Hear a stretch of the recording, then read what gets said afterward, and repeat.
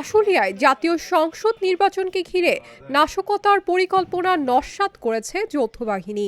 গোপন সংবাদের ভিত্তিতে দক্ষিণ শ্রীপুর তালপট্টি এলাকায় এক বাসায় অভিযান চালিয়ে 12টি ককটেল সদৃশ্য বস্তু, দা, হাসুয়া, চাপাতি, ছুরি, তলোয়ার সদৃশ্য অস্ত্রসহ বিপুল পরিমাণ দেশীয় অস্ত্র উদ্ধার করা হয়।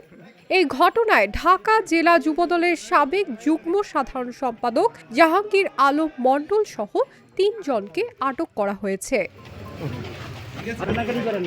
পুলিশ জানায়, আশুলিয়ায় রাতে টহল চলাকালে দক্ষিণ শ্রীপুর তালপট্টি এলাকায় জাহাঙ্গীর আলম মণ্ডলের ভাড়াটিয়া ফারজুল ককটেল সদৃশ্য বস্তু এবং দেশীয় অস্ত্র জমায়েত করেছে এমন গোপন সংবাদ পায় যৌথ বাহিনী।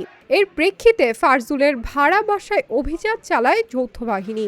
এ সময় ফারজুল ইসলাম, স্বপন হোসেন এবং জাহাঙ্গীর আলম মণ্ডলকে আটক করা হয়। আটক ব্যক্তিদের দেওয়া তথ্য অনুযায়ী এসব অস্ত্র নাশকতার উদ্দেশ্যে বাসায় মজুত করা হয়েছিল। তাদের বিরুদ্ধে মামলা দিয়ে 5 দিনের রিমান্ড আবেদন করে আদালতে পাঠানো হয়েছে।